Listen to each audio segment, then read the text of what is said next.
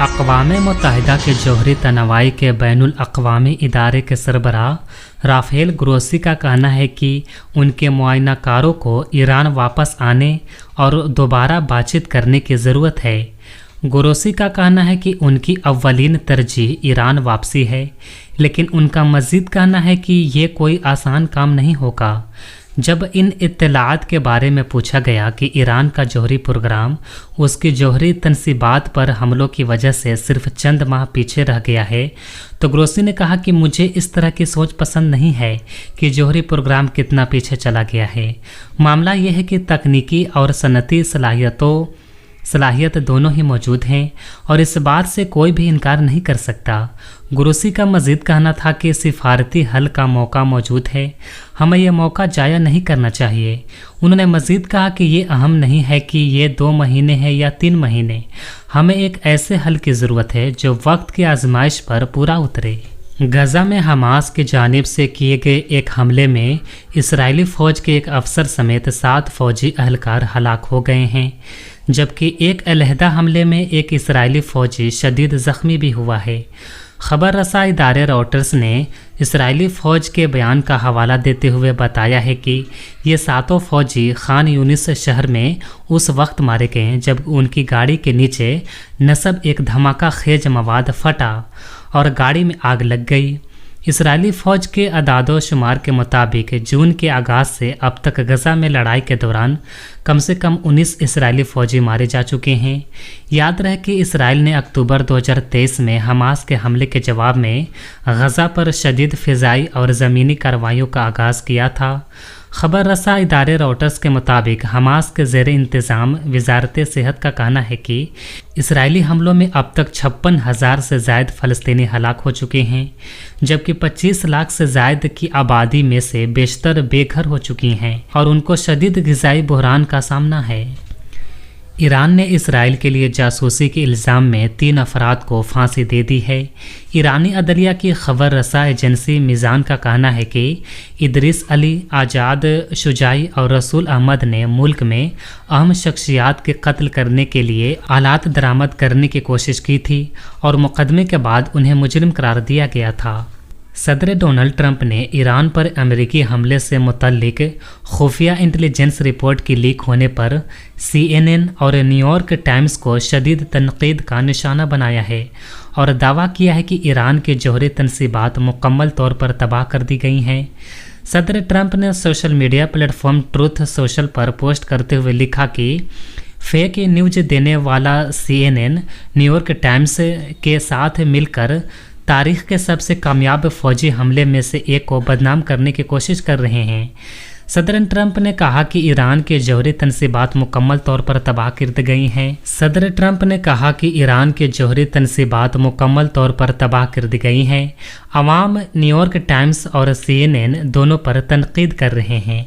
याद रहे कि अमरीकी नशरियाती इदारे CNN और न्यूयॉर्क टाइम्स के मुताबिक इब्तदाई इंटेलिजेंस रिपोर्ट में यह बात सामने आई है कि अमरीकी हमलों से ईरान के जौहरी तनसीबात मुकम्मल तौर पर तबाह नहीं हुई हैं, बल्कि सिर्फ चंद माह पीछे चली गई हैं। दूसरी जानिब white house press security Karoline Leavitt ने इस रिपोर्ट को मुकम्मल तौर पर गलत करार दिया है। याद रहे कि ट्रंप और उनकी इंतज़ामिया के आला ओहदेदारों के दावे में कई मरतबा उन जौहरी तनसीबात की मुकम्मल तबाही के बाद कही गई थी।